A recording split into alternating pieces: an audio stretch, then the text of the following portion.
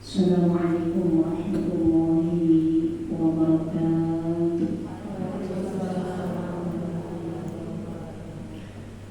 Ala niyati Allah yunawwiru qulubana wa yusahhihu azadana wa yuslihu ahwalana wa yutawwilu umurana wa yarzuqna al-istiqamata حسن الخاتمة ويعرفون الطريق إليه ويحولها علينا بفضله ويلبسنا لباس التقوى منه وإلى حضرة النبي آبائنا وأمهاتنا وأجدادنا وجداتنا ولجميع معلمين في الدين إلى حضرة النبي محمد المصطفى سيدنا رسول الله صلى الله عليه وسلم ومن والاه. الفاتحة. أعوذ بالله من الشيطان الرجيم. بسم الله الرحمن الرحيم. الحمد لله رب العالمين الرحمن الرحيم مالك يوم الدين إياك نعبد وإياك نستعين اهدنا الصراط المستقيم صراط الذين أنعمت عليهم غير المغضوب عليهم ولا الضالين آمين. بسم الله الرحمن الرحيم. اللهم يا من بيده مقاليد الخير كلها وإليه يرجع الأمر كله يا فتاح يا عليم يا فتاح يا عليم يا فتاح يا عليم افتح لنا فتحا قريبا برحمتك يا أرحم الراحمين. وصلى الله على سيدنا محمد وعلى آله وصحبه وسلم والحمد لله رب العالمين. الحمد لله حمدا شكرا لله أشهد أن لا إله إلا الله وأشهد أن محمدا عبده ورسوله. اللهم صل على سيدنا Muhammad وعلى آل سيدنا Muhammad. Yang saya hormati para ibu-ibu yang saya cintai, yang dimuliakan oleh Allah seluruhnya, ibu-ibu yang cantik-cantik, karena ini masih muda-muda semua. Ada yang perlu, ada yang tua, tapi ini yang tuanya ini masih cantik juga nih. Masya Allah, semuanya sudah kencang-kencang kayaknya nih. Alhamdulillah, wajahnya semuanya Masya Allah bercahaya. Ya, Alhamdulillah ada di majelis taklim. Senang semua ya Bu ya? Senang kan? Lupa sama mulut di rumah? Alhamdulillah, Masya Allah. Puji syukur kehadirat Allah Subhanahu wa ta'ala. Mutlak iradah Allah, ketentuan Allah yang sudah tercatat di Lauhil Mahfuz. Dan ketika zaman Ruh, kita memang saling berkumpul dan pernah dikumpulkan ketika Ruh kita saat itu di zaman Ruh. Maka sekarang kita berada di alam dunia, Allah kumpulkan saat ini. Maka mutlak ini adalah catatan Allah, iradah Allah. Allah pertemukan di tempat mulia, Allah pertemukan di tempat baik, acara yang tidak ada acara yang paling mulia melainkan majelis taklim talab ilmu. Maka mudah-mudahan menjadi muqaddimah Allah muliakan kita nanti bulan yaumil qiyamahnya. Amin ya Allah ya Rabbal alamin. Juga semoga menjadi tanda syukur kita kehadirat Allah. Allah pilih kita saat ini duduk di majelis taklim yang insya Allah sangat singkat waktunya. Mau sampai jam berapa?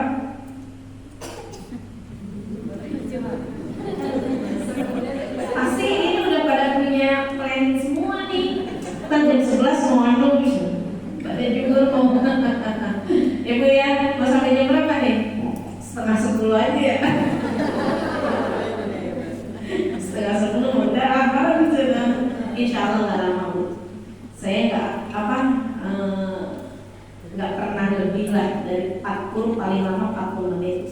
Karena kalau udah 40 menit ke sana udah pikirannya udah jauh luar biasa. Udah bakal masuk materi gitu ya. Sekarang sih kita intinya acaranya halal bihalal gitu ya. Beres lebaran menuju lebaran. Alhamdulillah, insyaallah saya bersyukur kehadirat Allah. Mudah-mudahan menjadi tanda syukur kita atas segala nikmat yang telah Allah berikan, sehingga Allah tambah nikmat buat kita. Amin ya Allah ya Rabbal alamin. Shalawat salam semoga tercurahkan kepada Habibana wa syafi'at Rasulullah sallallahu alaihi wasallam. Mau langsung materi yang perkenalan dulu nih. Kenal insyaallah ya. Sekarang sudah kenal, namanya juga sudah kenal kan? Nama saya Unwanatus Sa'adah. Jadi satu kalimat tuh, enggak dua. Unwanatus Sa'adah sebagaimana kemarin tertulis memang seperti itu. Jadi hanya satu kalimat gitu ya.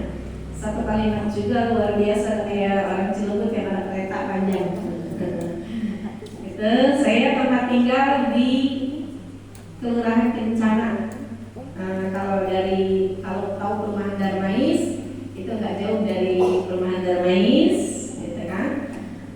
Nanti ada gang di Abdurrahman, di situ. Ini si ibunya juga ya, Bu belum tahu nama saya ya. Alhamdulillah ya Bu ya. Singkat saja. Ya, kita mengkaji apa materinya? Taharah. Apa sih taharah teh? Bersuci. Kenapa kita dianjurkan bersuci?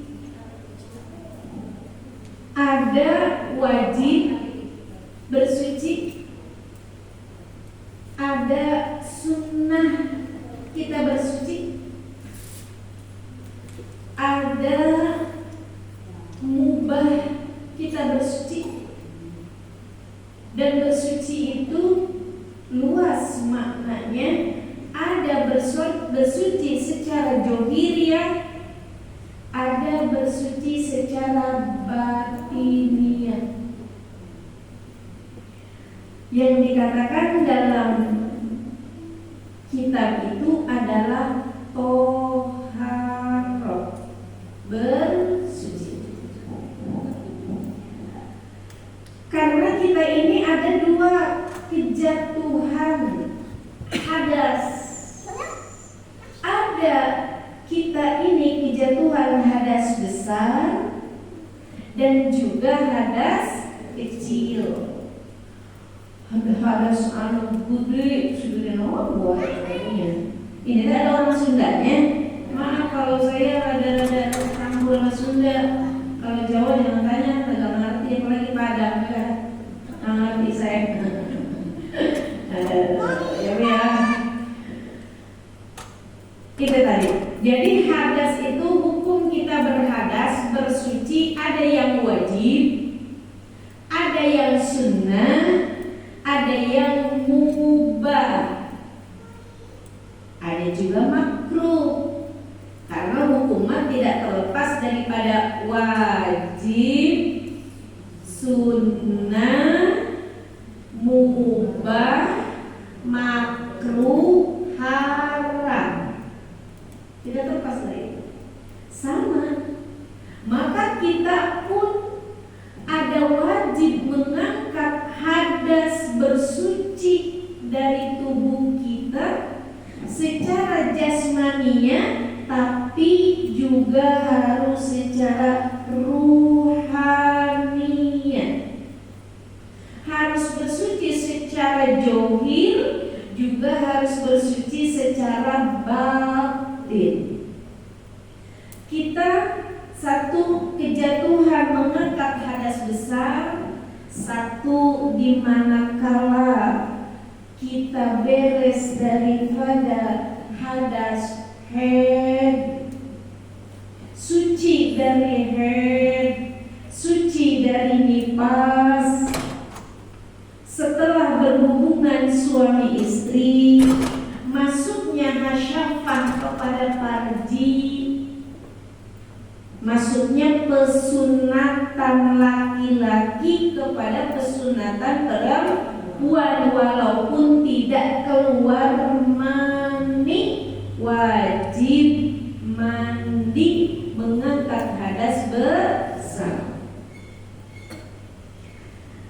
Nanti kita pelajari satu persatunya, karena itu harus berurutan dalam kitabnya, tidak bisa kita langsung kepada permasalahan itu. Maka saat ini yang terpenting adalah kita mengangkat hadas, yaitu terutama toharo. Kalau orang Cilebut bilang mah, kalau Cilebutnya ini asli gitu orang sini, nggak ada yang datang semua lah. Masya Allah Bu, ini ada yang dari mana? Jawa Mulia. Dari mana lagi? Sumatera. Dari mana lagi? Masya Allah, kalau bukan Bu nih. Nih kita harus yakin, kalau saat zaman dulu, kalau bukan Allah catat di Lauhil Mahfuz, nggak bisa kita kumpul saat ini. Ini sudah jauh-jauh kali Allah catat dulu. Sudah ada catatannya di Lauhil Mahfuz. Saat kita di zaman dulu, memang Allah pertemukan ruh-ruh kita. Maka tidak bisa tidak, maka hari ini Allah kumpulkan di tempat menuntut ilmu. Kembali lagi. Nanti kita bahas permasalahan hadas besar. Yang terpenting adalah kita mengangkat hadas kecil dulu, yaitu terutama kita toharoh yang dinamakan istinja. Kenapa? Karena antara perempuan dengan laki-laki itu sangat berbeda. Berbedanya kenapa? Karena kita Allah ciptakan dengan berkelamin sebagai wanita yang mempunyai di situ berbeda dengan laki-laki, sehingga harus sangat teliti dalam membersihkannya. Apalagi jika kita sudah melahirkan, maka pasti akan ada perubahan, ada perbedaan di saat sebelum melahirkan. Satu, ketika istinja kita harus dengan air yang suci mensucikan. Air yang suci mensucikan itu air apa?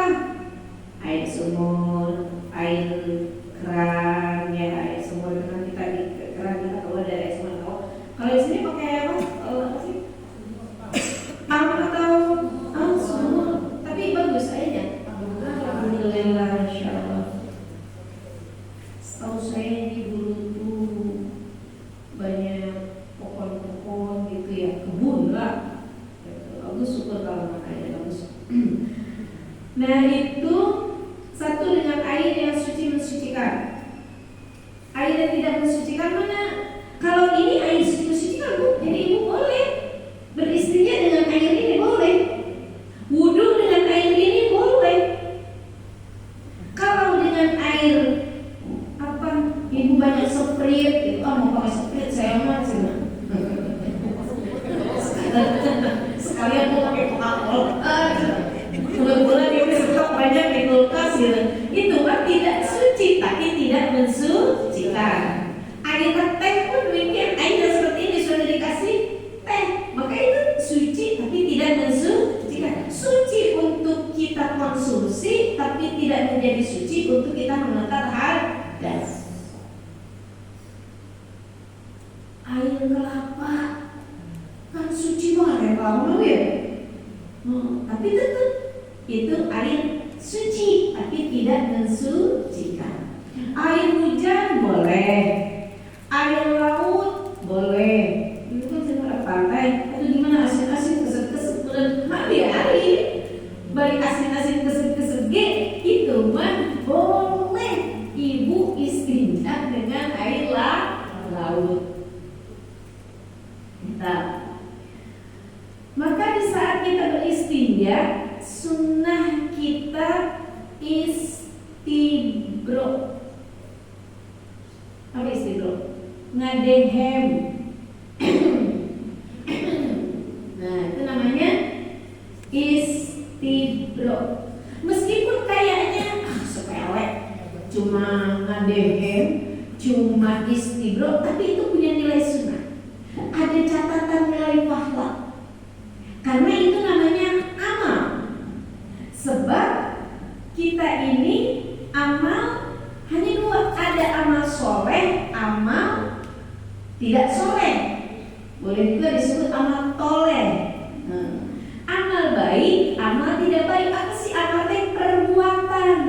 Jika perbuatan itu baik, maka dikatakan perbuatan itu satu tingkah laku, satu perbuatan tidak melanggar Al-Quran, tidak melanggar hadis Nabi, tidak melanggar kaul ulama, ijma ulama, ya.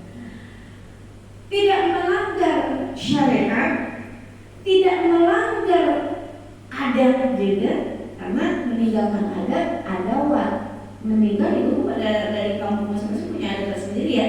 Tapi meninggalkan adat itu akan menjadi perbincangan. Jadi jangan sampai maka satu perbuatan yang di situ tidak melanggar Al-Quran, hadis, ijma ulama, itu namanya perbuatan baik ataupun amal soleh. Jika perbuatan itu melanggar Al-Quran, hadis Nabi, itu namanya amal toleh, amal tidak baik. Nah, meskipun seakan-akan nilai remeh lah gitu, kayaknya cuma ngadehem gitu ya, cuma istibro, tapi karena itu satu perbuatan yang dianjurkan, sunnah di saat kita istinja, tujuannya apa? Agar yang tersimpan di dalam farzi kita dengan istibro, maka akan keluar. Maka sunnah kita istibro, meskipun itu seolah-olah pekerjaan yang ringan, tapi punya nilai ibadah, punya nilai menjadi amal soleh. Satu, tadi airnya air harus yang suci, bersihkan. Dua, kita sunnah istibro. Ketiga, kita sunnah berdoa. Aduh, maknya lagi di kamar mandi. Kan kita hampir semua kamar mandi kita ada klosetnya ya, gitu. Mungkin adalah yang kamar mandi untuk yang klosetnya kalau dengan dulu itu berbeda, bisa jadi. Ataupun kita yang namanya bersuci, gitu kan, pasti di situ ada. Bahkan kita di atas kloset mungkin ya, kalau yang ininya kloset duduk gitu kan. Bagaimana kita berbunga, sedangkan kita dimakruhkan, dibenci, menyebut asma Allah di ruangan yang di situ tempat buang hadas. Maka solusinya kita berdoanya jangan diucapkan dengan lisan, cukup di hati. Mana doanya? Allahumma, berapa semua saya yakin, tohir qalbi minan nifasi wa hasin farji minal fawahisi. Kenapa sih harus berdoa? Nah, ini kan kita terkadang padahalnya mah cuma istinja, cuma toharoh. Bahkan orang Cilegon mah ngomongnya jelek banget, Bu. Cuman apa bahasanya? Gak usah dicapin deh ya. Kayaknya jelek banget gitu ya. Tapi di situ kita perlu memanjatkan permohonan kepada Allah, karena kita hanya sebatas pakai air yang bersih. Kita usahakan dengan tangan kita, sekira masih agak lendir-lendir, masih terus kita usahakan, jangan sampai masih ada lendir-lendir, tapi harus sudah terasa yang kasar, kesep, ya, udah merasa ada kining, udah bersih, gitu kan? Nah di situ airnya udah air yang mensucikan. Terus dengan caranya bukannya cuma pakai keran yang buat itu sok gitu. Jangan, memang Allah kasih tangan kita harus kita usahakan dipegang, gitu kan? Bahkan kalau laki-laki harus diurut gitu. Kalau perempuan kita. Kemudian mana lagi? Kita panjatkan doa, kita mohon kepada Allah agar bersihnya bukan hanya saja johiriyah kemaluan kita, tapi juga bersih secara batinnya. Aduh, jazakallah. Mana? Karena cepat banget tuh doanya. Cukup dalam hati dong. Baru megang kemaluan baru Allahumma kalau begitu mah nggak boleh gitu ya. Jangan kan ada kalimat Allah. Cukup dalam hati. Allahumma ya Allah, tahhir, bersihkan qalbi, hati. Nah jadi itu tapi kita bersihnya hati. Allahumma tahhir qalbi minan nifaqi, ya Allah bersihkan hatiku daripada kemunafikan. Orang munafik kan orang paling berbahaya. Depannya dia kayak ada cinta, bahkan di depan kita ngomongnya lembut banget gitu ya, di belakang bahaya orang kayak gitu. Itu sampai dia ke Allah nggak tahunya apa padahal dia munafik. Nauzubillah. Iya padahalnya mau dia ininya mau KTP Islam, mau kemana-mana Islam, hari sholat tidak, hari puasa tidak, ibadah yang wajibnya. Nah kita jangan sampai munafik. Maka kita minta ya Allah, Allahumma tahhir qalbi minat nifaqi wa hassin farji, bersihkan farjun. Kita tuh punya kemampuan namanya farjun, farj. Saya punya anak sampai di situ 8 tahun. Dia nggak tahu nama kemaluan itu apa gitu yang biasa kita sebut. Karena saya dari masih kecil selalu bilangnya aju gitu.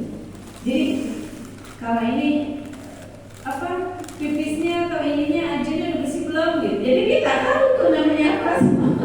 Karena kalau bilang mama aju aku gatal, bilang kayak gitu. Ya tanya.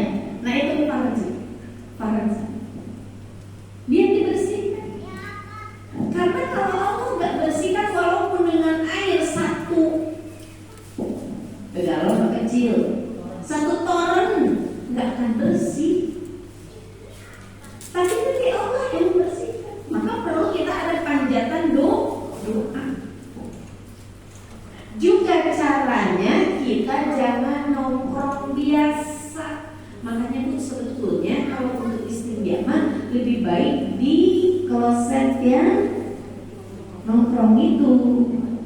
Karena kalau kloset duduk itu kita kayak istirahat ataupun apa juga masih agak tersisa gitu, nggak bisa plong deh gitu ya. Makanya kalau misalnya kayak ini tetap aja kita kalau bisa meskipun di kloset duduk gitu ya, kalau memang kakinya masih pada normal di sana malu Pak kita tes sekarang ya 40 tahun kayak dengkul nangis kontrak ada ya Allah. Jadi cara nongkrongnya kita harus agak duduk nongkrongnya kita bukan hanya sebatas nongkrong gini aja gitu, bukan gini aja bukan, tapi agak diangkat satu sebelah.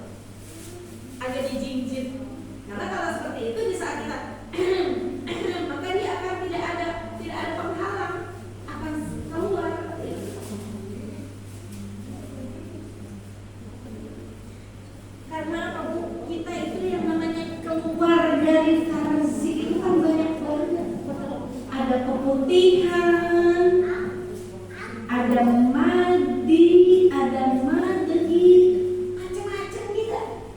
Apalagi perempuan haid dan sebagainya, masya Allah. Itu.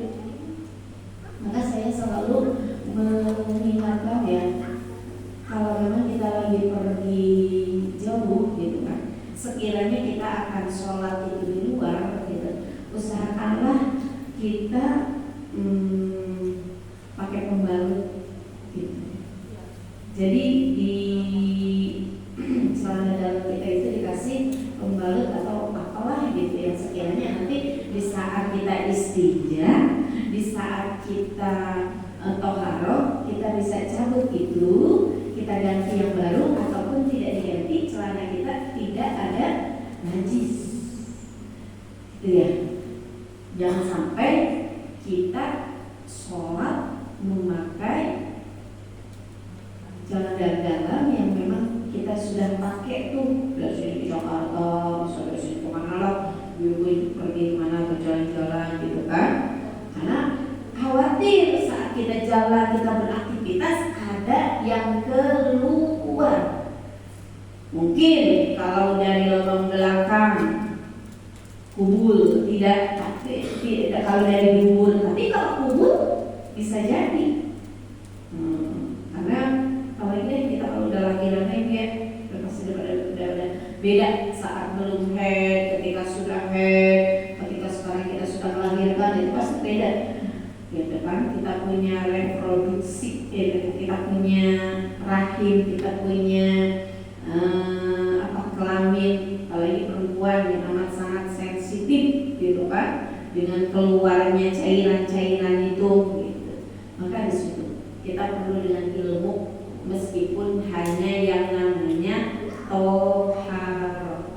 Kenapa sih sebegitunya? Karena tidak akan diterima wudhu kita sebagus apapun. Perlu wudhunya bagus, sunnah wudhunya bagus, doanya. Karena kan dalam wudhu kita ada yang fardu, ada yang sunnah, ada yang rukun, ada yang sunnah ya. Kemudian nanti sholat juga demikian. Karena kita sholat bukan hanya saja sholat diri, baca fatihah, takbir, fatihah, rukun, sujud dan gitu. Tapi kita harus tahu mana yang menjadi rukun sholatnya, mana sunnah sholatnya.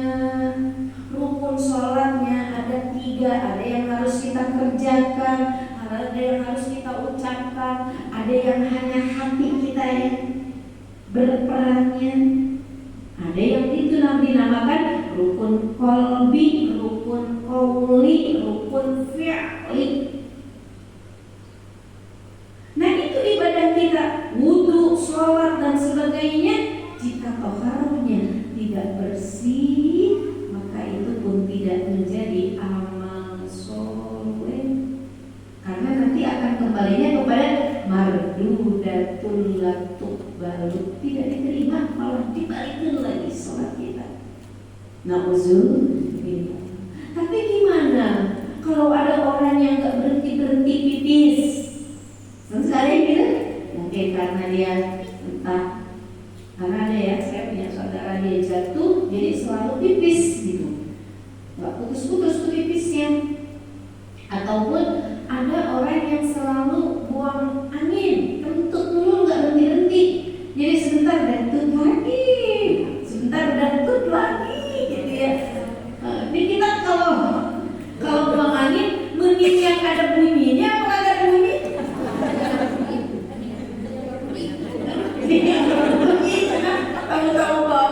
Tahu-tahu ya.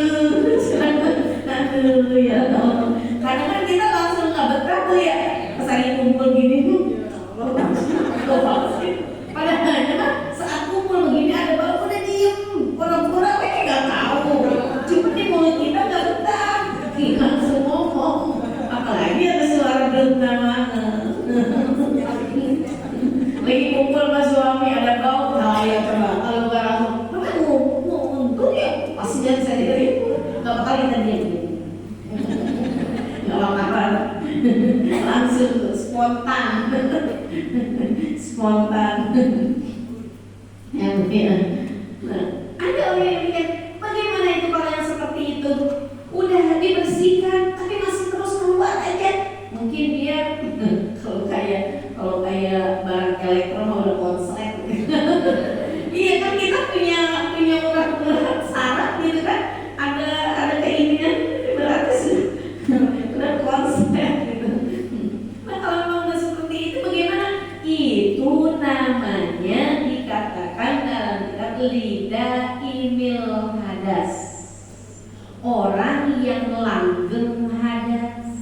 Kalau yang seperti itu ya sudah, yang penting dia sudah istinja dengan air yang bersih, dengan cara yang benar, dia berdoa, dia pakai celana, meskipun dia entar turut lagi, entar ceret lagi, gitu ya. Yang penting tidak mengenai baju, tidak mengenai mukena, ataupun tidak mengenai tempat sholat.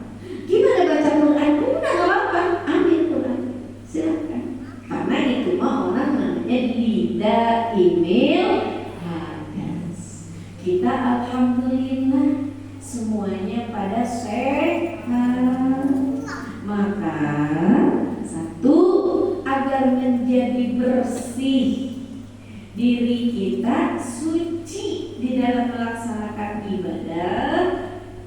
Karena dengan bersuci nanti akan menjadikan hati kitanya juga suci. Karena ibadah sholat mau menghadap kepada yang maha suci. Maka kita harus dengan diri johir suci, batin suci, dan kita melaksanakan ibadah yang suci. Karena ibadah sholat Allah perintahkannya di tempat yang tidak ada makhluk lain, yaitu di Sidratil Muntaha. Jadi itu dalam bersuci bukan hanya saja johiriyah, bukan hanya saja kemaluan kita yang kita bersihkan, tapi juga batin, karena di situ ada anjuran doa, Allahumma thahhir qalbi minan nifaqi wa hassin farji minal fawahisi. Lupa dulu baca doanya, bangun tidur ya lupa, mau makan juga lupa, ya kita. Masya Allah, kita minta kepada Allah yang terbaik, Allah bersihkan tarzun kemaluan saya dan bersihkan hati saya. Gitu dah, kalau lupa atau repot doanya apa mesti lama-lama, itu permasalahan penghalang kita. Jadi satu, harus dengan air yang suci mensucikan. Kedua, kita sunnah beristibro. Yang ketiga apa lagi?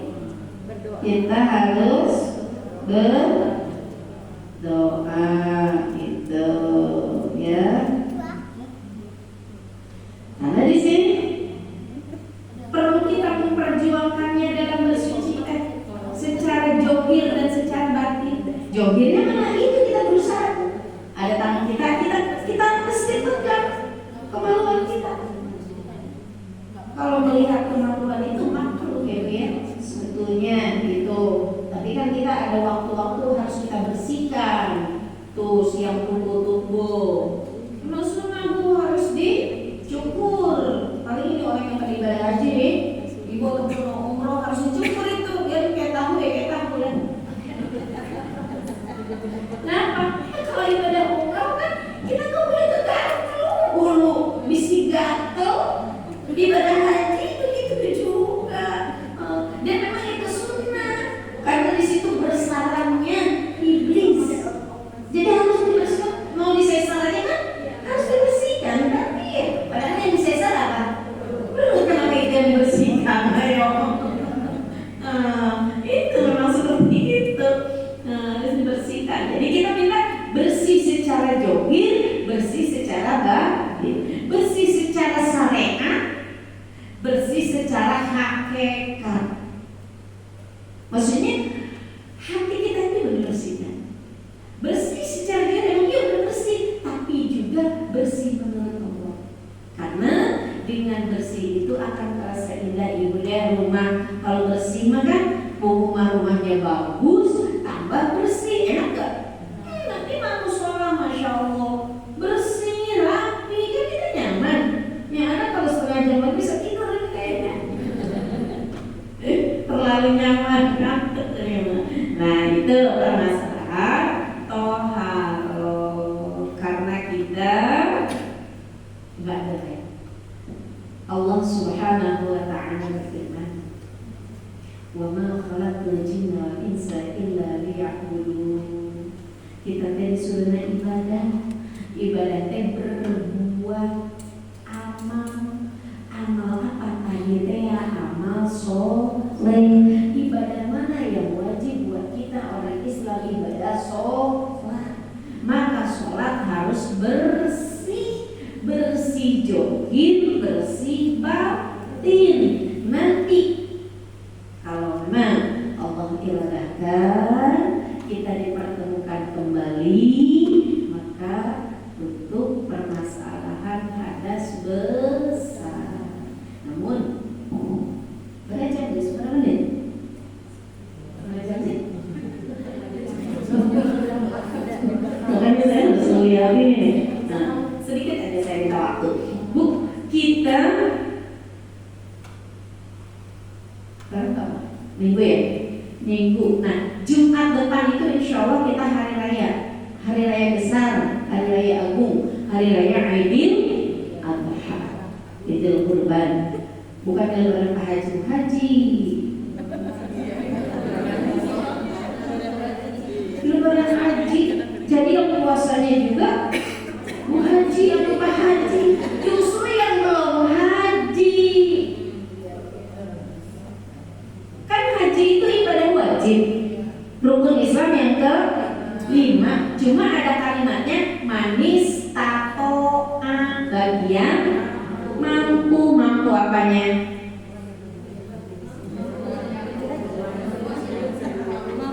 Mampu visinya, mampu isi pesaknya. Ibu tahu pesak? Kantong apa? Bukan kantong, baru isi ATM. Kalau dulu kan, kan harus fisiknya, isi pesaknya, kemudian apanya lagi? Manasik ilmunya. Itu yang wajib. Kalau ilmu mungkin nggak ada kalimat ucapan doa bacaan yang wajib, nggak. Karena ibadah haji mah seperti main-main, yaitu ibadah fisik harus dilaksanakan. Kan ibu umroh kan ada tawaf, sa'i gitu ya. Kita kan fisik kita nih. Nah, harus kita laksanakan lari-lari kecil, muter-muter gitu kan. Nah, itu. Nah, bedanya ibadah haji mah ada melontar, mengabalang, melempar jumroh gitu kan. Bedanya itu. Dan bedanya itu haji menjadi wajib manis tatoa. Setiap orang sekali, wajibnya seumur hidup. Jadi kalau ibu sudah melaksanakan ibadah haji kemudian punya duit sampai penuh di musola ini dengan duit ibu, menghayal banget. Tadi saya tanggung menghayal apa andai-andai. Kalaupun kita sudah ibadah haji, Allah takdirkan punya rezeki kita duit sampai penuh di musola ini dengan uang, nggak wajib lagi. Karena ini sekali wajibnya. Dan ibadah haji itu tentu waktunya, yaitu mulai tanggal 8, 9, 10, 11, 12, 13 Zulhijjah. Yang intinya adalah 9 Zulhijjah. Kapan 9 Zulhijjah? Insyaallah besok masuk di hari Rabu. Dan itu salah satu bulan yang dimuliakan oleh Allah. Karena dalam Al-Quran, inna iddatash syuhuri indallah isnai asyara fi kitabillah. Di antara Allah menciptakan bulan yang 12 bulan, apa semua? Muharram. Ayo, seorang-seorang mau protes. Apa pun apaan? Januari, Februari, Maret, Maret, apa ini? Nah, di antara yang 12 bulan itu yang diawali dengan bulan Muharram, ada bulan yang dimuliakan oleh Allah, istimewa. Berapa? 4 bulan. Zulqa'dah nih sekarang nih. Kalau orang Cirebon bilangnya bulan Hafid tuh. Nggak tahu kalau kampung ibu dulu bulan apa namanya, pakai cepit gitu. Zulqa'dah, kemudian Zulhijjah, Muharram. 3 bulan ini istimewa, mulia, dimuliakan oleh Allah, punya keistimewaan. Maka ini bulan Zulhijjah ada ibadah mahal, satu ibadah haji, juga ibadah berkurban. Ibadah haji waktunya ditentukan, tempatnya ditentukan. Nggak bisa ibu ibadah haji, saya mau ke masjid itu aja Al-Jabar, ngapain mau ibadah haji di sana? Nggak bisa, harus Masjidil Haram. Dan ibadah haji, al-hajju arafatun. Haji itu harus ada di Arafah, wukuf diam di padang Arafah di tanggal 9 Zulhijjah. Itu ibadah haji. Maka kita yang sedang belum, jangan dilanggar, belum Allah panggil, belum ditakdirkan tanggal 9 ada di Mekah, maka kita ada di negara kita, di rumah masing-masing, tetap sama, punya kesempatan untuk meraih, mendapatkan nilai pahala orang yang ibadah haji. Dengan mana? Dengan kita beramal soleh. Terutama dari kapan? Dari tanggal 1. Kapan tanggal 1-nya? Besok hari Rabu. Sebab Allah berfirman, wal fajr wal layalin ashr wasyaf'i wal watr. Demi fajar. Fajar yang mana? Aqsamu bisubhi, yaitu waktu subuh, tanggal walayalin ashri ay asyaratul hijjah, yaitu 10 Zulhijjah. Tanggal 10 Zulhijjah satu penafsiran lagi, tanggal 1 sampai tanggal 10 Zulhijjah. Mengapa demikian?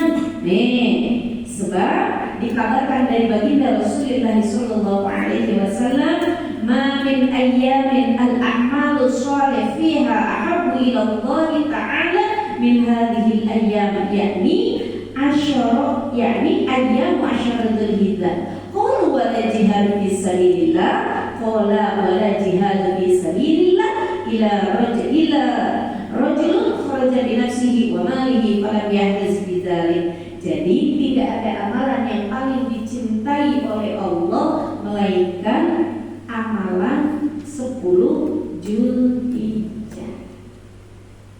Berarti dari tanggal 1 sampai tanggal 10. Amalannya apa? Tadi teh ya kan udah amal soleh teh, amal teh perbuatan.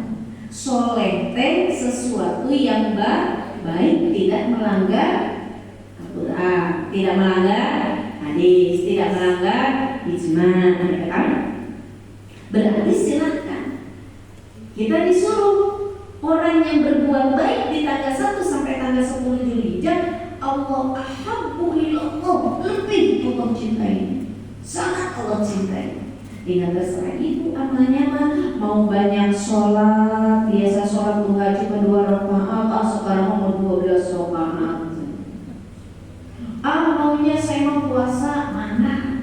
Maunya saya mau sedekah. Kebenaran ini teh dapat rezeki, datang setiap semua tetangga pintunya taruh di depan ada amplop beli sejuta.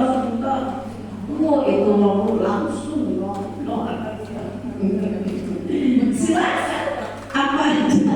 silakan apa aja beramal solehnya. Mau baca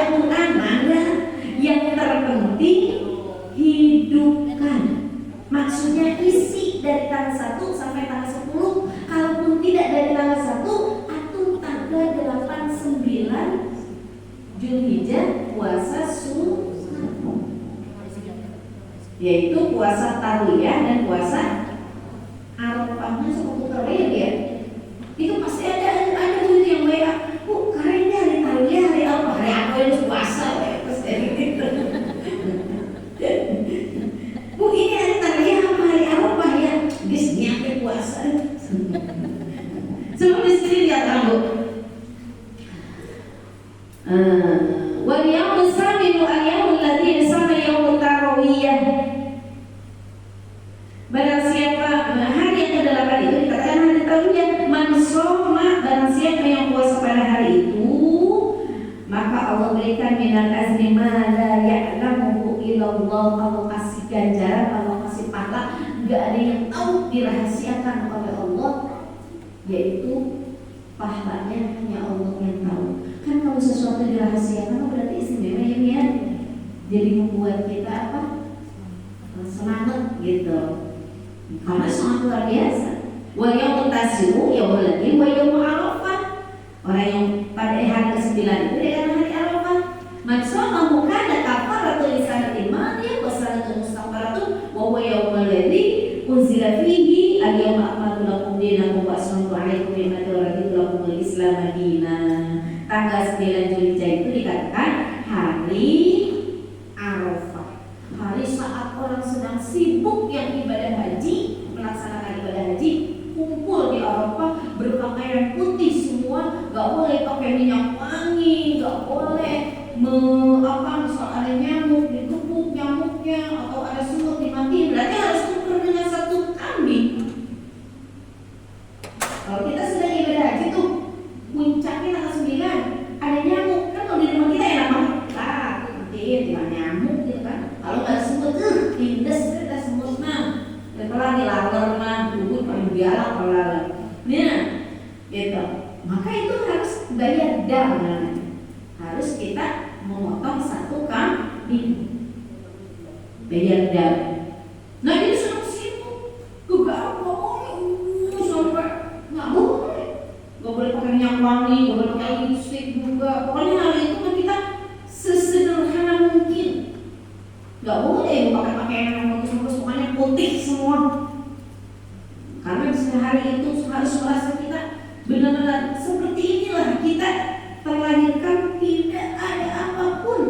Kita minta agar dibersihkan, maka itu namanya hari Arafah. Orang yang puasa di hari itu ataupun beramal soleh, baca Quran, mau sedekah atau sholat atau apa saja, karena kafaroh, maka itu menjadi penebus amal solehnya, itu menjadi penebus dosa dia setahun yang lalu dan setahun yang akan datang. Penebus, kalau sesuatu kalau udah ditebus kan berarti kita punya motor 3 dekade ditebus, berarti balik ke kita nggak? Balik, ada penebusnya. Nah, jadi amal soleh di tanggal 9 menjadi penebus dosa-dosa kita setahun kemarin dan menjadi penebus setahun yang akan datang. Maksud setahun yang akan datang kan berbuat dosanya belum? Gimana tuh? Gimana tuh? Ayo, kan berbuat dosa nanti belum, masa udah ditebus? Gitu ya kita kalau pikirnya. Maksudnya kita akan dipelihara untuk setahun ke depan, jangan sampai terjerumus berbuat maksiat. Jadi ada pagar, sudah dipagar. Itulah orang yang beramal soleh di tanggal 9. Tanggal sebelumnya, apa ini? Saya tambah dengan masalah ini ya, apa ya? Tema kita tambahin karena sangat berdekatan gitu Bu. Biar nanti Allah yang kirim taufik hidayah. Saya menyampaikan, nanti Allah yang kirim taufik hidayahnya kepada ibu, dapat mengamalkan atau tidak. Diamalkan, alhamdulillah. Tidak diamalkan pun kita sudah menuntut ilmu, berarti kita sama dengan melaksanakan sholat 1000 rakaat. Saya belum pernah tuh sholat sunat 1000 rakaat. Jujur, saya nggak mau, belum saya. Terus 1000 rakaat sekali duduk, bujang-bujang, boro-boro lah. Sholat sunat, tahajud 2 rakaat boleh ngantuk. Makanya betul kan? Haji. Allah teh Maha Rahman Rahim. Wah bisa cek Allah teh maneh sholat sekaligus 1000 rakaat geus duduk ngaji duduk beda. Ibu nggak dengerin apa saya? Ibu tidur nih, dah mah tidur gue, saya balik. Ya emang, mau saya kecuri mana sih mau, saya balik. Enggak apa, ilmunya banyak kasih paham, Allah. Yang kasih kita ngerti tidak ngerti. Walaupun pencerahannya kirainnya pakai undang-undang yang gede, sorbannya mereka yang dibawa-bawa gitu, jumlahnya, iya Allah nggak kasih ngerti kan kita ya enggak. Jadi yang ngasih paham kita adalah Allah. Makanya tadi saya awali alam niatian Allah hayna wirulubana. Kita niat yang bagus dulu, karena amalan itu adalah niat. Ibu dari rumah gak enak nih dirain terus ngaji kita ini ada ini gak enak nih kalau nggak ngaji nggak makan tadi dari rumah begitu. Tadi sudah kita makan ala niatian Allah hayna wirulubana. Kita niatkan karena Allah biar Allah kasih nur hati kita, cahaya di hati kita, mudah menerima nasihat itu. Makanya kita awalin. Saya juga khawatir jelek niat, maka kita awalin ala niatian Allah hayna wirulubana. Nah kembali lagi besok tanggal 8, 9 kalaupun tidak bisa dari tanggal 1 karena tanggal 1-nya hari Rabu besok Bu. Yang punya kodoan kemarin Ramadan, yang punya kodok kesempatan niatnya mah sanjaku kodok Ramadan, kodok wajib kita kebayar, sunnah kita dapet. Ibu gak perlu niatnya sanjaku aku sholat kodok puasa Ramadan serta sunnah Zulhijjah enggak, serta sunnah hari Arafah kayak apa ini ya? Dulu bentar lagi. Oh hari Arafah serta saja aku kodok Ramadan, maka Ramadan terbayar hutang kita. Hari itu punya nilai sunnah karena awal Zulhijjah dapat nilai pahala puasa sunnah Zulhijjah. Jadi kesempatannya.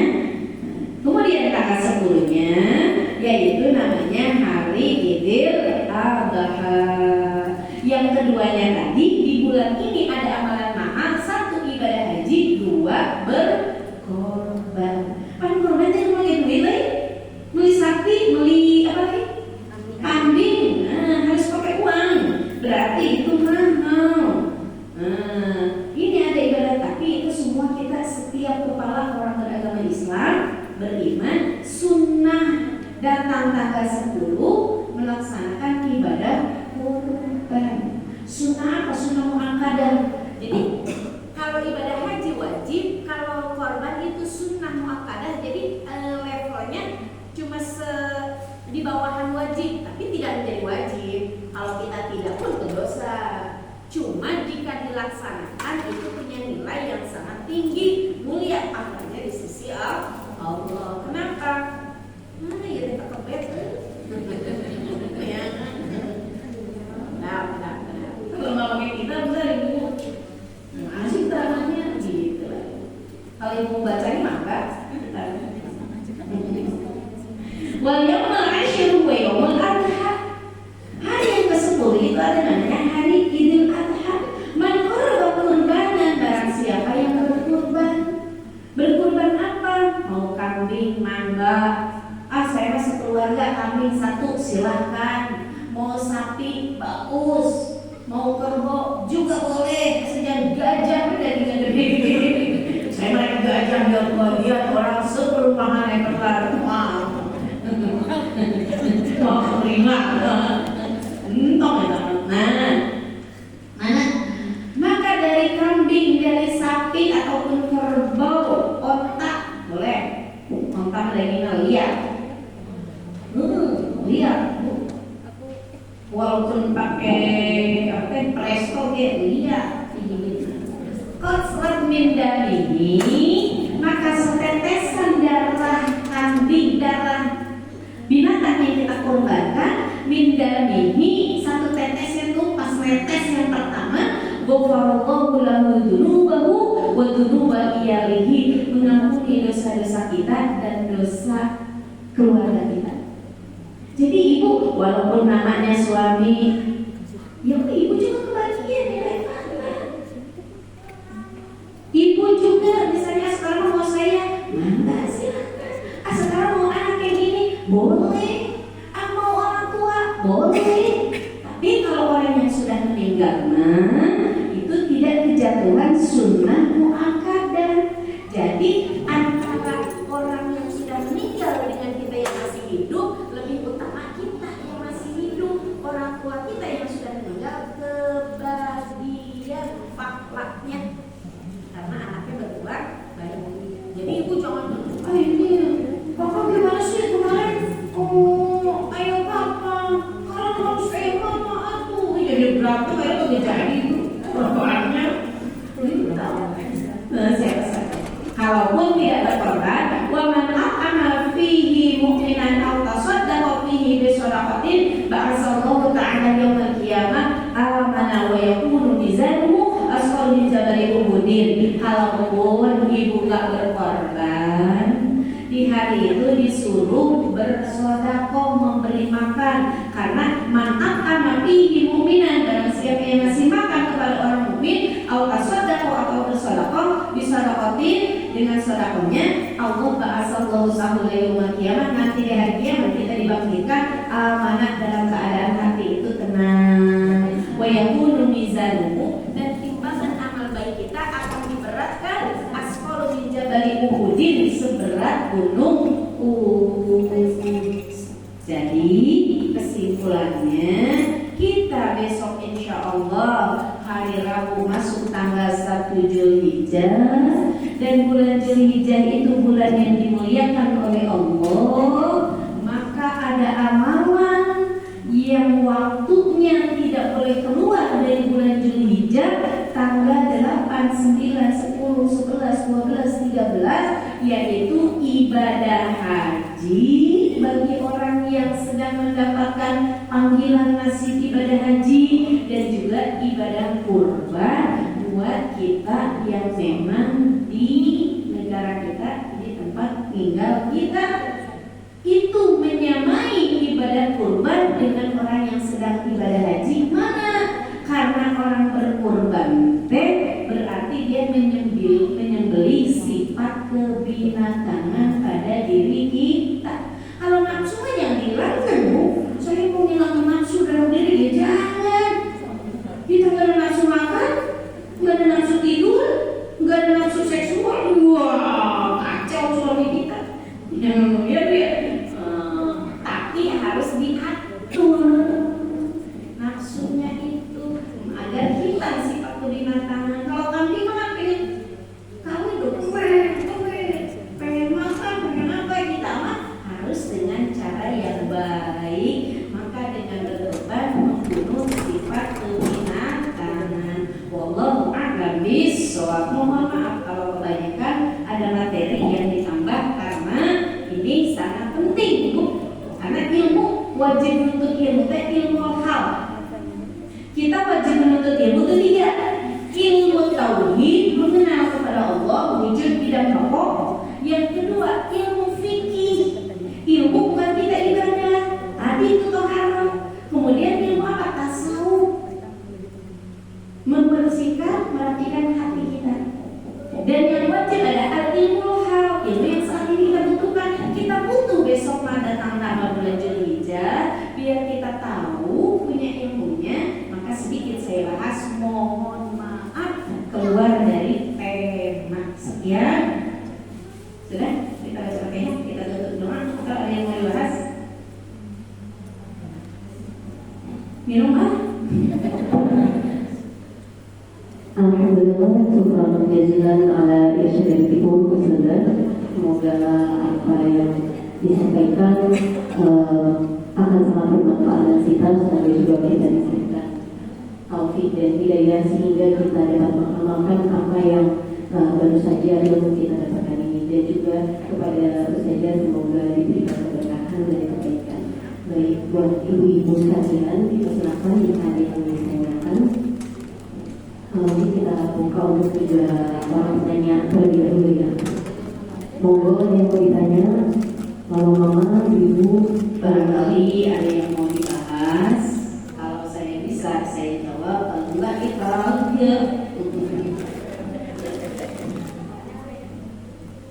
barangkali dari yang tadi saya sampaikan, atau mungkin ada apalah mungkin permasalahan barangkali ya, enggak? yang silakan ibu-ibu. Ya. Silakan.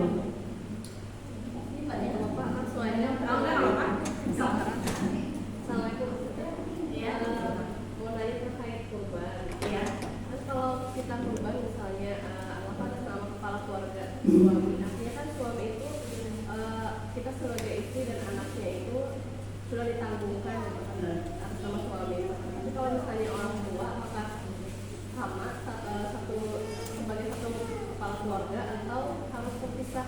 Jadi misalnya orang tua jadi kurban sendiri gitu misalnya. Atau bisa digabungkan. Jadi gini, karena kenapa saya nggak bahas, karena memang saya tema bukan ini ya, jadi tadi sih hanya nyerempet aja gitu ya. Sebetulnya kita kejatuhan sunnah itu ada sunnah ainnya. Tanggal 10 Zulhijjah itu kita sunnah melaksanakan kurban teh satu sunnah ainnya setiap kepala, setiap perorangan gitu ainnya. Ada sunnah kifayah. Kita nggak mampu kalau sendiri-sendiri, maka sunnah satu keluarga satu. Satu keluarga satu juga nggak mampu. Paling tidak dalam satu RT ada yang berkurban. Kan kalau satu RT yang kurban, kan ada yang makan daging kambing atau ada yang makan daging sapi. Itu tidak dibarokah. Jadi gini, sunnahnya berkurban itu satu sunnah ainiyah per kepala. Kita di rumah ada berapa orang nih? Suami kita, anak 2, berarti 4 kambing. Itu sunnahnya. Tidak bisa setiap per kepala, maka jatuhnya sunnah kifayah. Satu keluarga mewakili dengan satu kambing. Bagaimana kalau ayah ibu? Ya itu tadi, kalau memang ada uangnya, ada rezekinya, kejatuhan setiap kepala satu. Orang tua ayah kita satu, ibu kita satu. Kalau memang tidak, berarti tergabung dengan kita. Karena dimanakala anak berbuat baik diniatkan untuk orang tua ataupun tidak, itu otomatis orang tua mendapatkan transferan amal dari anak. Saya mau orang tua dulu, silakan. Mau saya punya rezeki karena ada mahaba, ada ini orang tua dari mana? Enggak, silakan. Tapi saya bilang, kalau orang tua kitanya sudah meninggal, lebih utama yang hidup. Karena hukum sunnahnya bukan yang sudah kepada yang sudah meninggal, tapi hukum sunnah itu jatuhnya kepada kita yang masih hidup. Gimana dong orang tua zaman dulu nggak punya uang, belum dikorbanin? Dimanakala anak berbuat baik, maka si orang tua pun mendapatkan transferan amal. Kalau mau satu orang satu, maka silakan begitu ya. Jadi kalau mau suami aja sama suami, berarti satu keluarga gitu. Itu ya, mudah-mudahan ya semuanya insyaallah. Ada lagi? Baik, izin menambahkan ini dari ibu yang mulai pertanyaan siapa? Bu Rana. Baik. Artinya berarti kita tidak perlu menyiapkan secara khusus untuk mengkorbankan di hari raya Idul Adha itu kepada orang yang sudah meninggal. Iya. Jadi otomatis apa yang kita lakukan itu sudah bertransfer ya. Iya. Terkecuali orang tua kita nya wasiat. Nanti kalau ibu sudah meninggal, kamu punya uang, aku punya rezeki, korbanin ya ibu, namanya itu wasiat. Kalau wasiat baru itu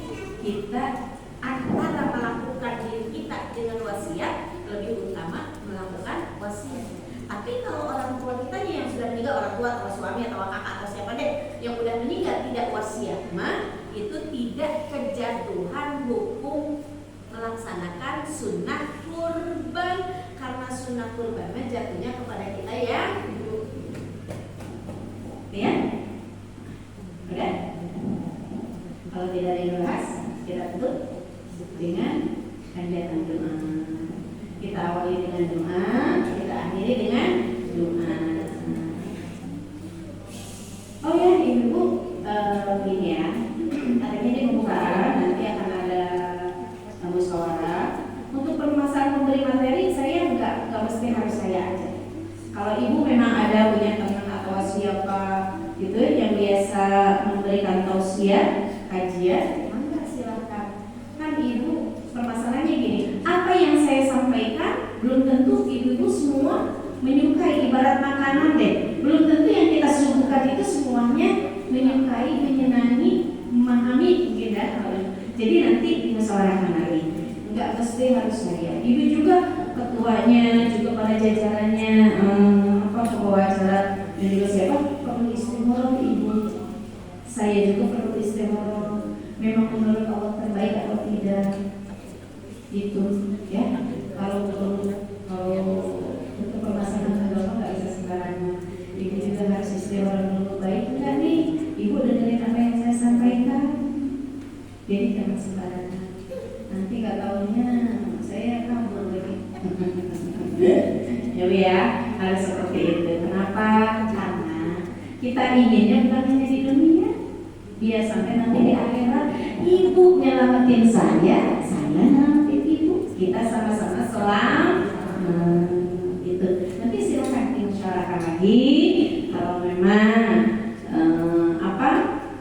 harus saya, Allah takdirkannya, catatannya memang saya, insya Allah. Kalaupun memang yang lain, memang enggak, kita sudah bertemu di tempat baik. Mudah-mudahan menjadi mukadimah Allah baikkan kita ada di dunia hingga akhirat. Ala hadhihi niyyah wa ala kulli niyatin shalihah. La hadratin Nabi Muhammad Mustafa Sayyidina Rasulullah sallallahu alaihi wasallam wa ala alihi wa ashabihi wa dzurriyyatihi wa ahli baitihi ya Rasulullah al-Fatihah. A'udzu billahi minasyaitonir rajim. Bismillahirrahmanirrahim. Alhamdulillahi rabbil alamin arrahmanir rahim maliki yaumiddin iyyaka na'budu wa iyyaka nasta'in ihdinas siratal mustaqim siratal ladzina an'amta 'alaihim ghairil maghdubi 'alaihim waladdallin amin. Bismillahirrahmanirrahim. Alhamdulillahi rabbil alamin. Bismillahi masyaallah la yasuqul khaira illallah. Bismillahi masyaallah la yasrifu su'a illallah. Bismillahi masyaallah la ya'til hasanata illallah. Bismillahi masyaallah la haula wa la quwwata illa billahil aliyyil azim. Allahumma shalli ala sayyidina Muhammad wa ala ali sayyidina Muhammad. Rabbana atina fid dunya hasanah wa fil akhirati hasanah wa qina adzabannar. Walhamdulillahi rabbil alamin. Mohon maaf, mohon doa. Wabillahi taufiq wal hidayah. Assalamualaikum warahmatullahi wabarakatuh. Terima kasih. Alhamdulillah, selesai sudah kegiatan kajian fikih wanita kita pada siang hari ini. Semoga ini menjadi langkah yang dan juga awal yang baik untuk kita semua. Baik, terima kasih kepada ibu-ibu atas hadirannya juga kepada ustazah. Semoga ini menjadi penolong amal dari kita semua. Baik, saya terima kasih.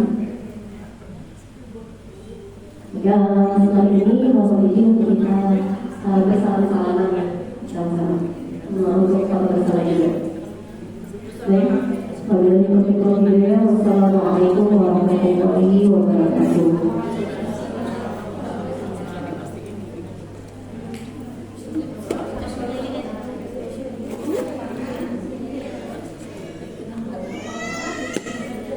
Oh iya, ibu panggil saya nanti repot. Buun aja ya. Saya panjang. Udwana tuh ada bingung ibu lupa masih sampai rumah lupa. Ya.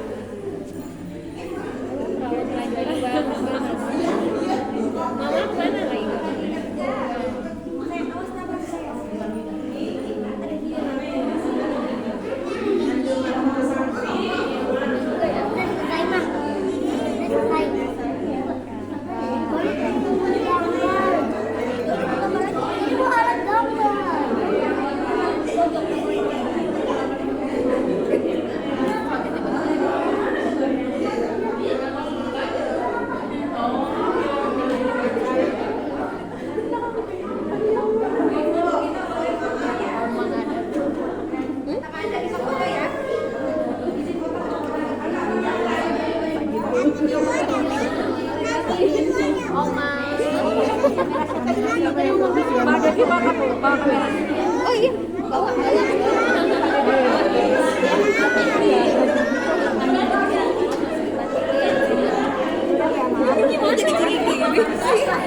Mama izin punten sedikit, maaf.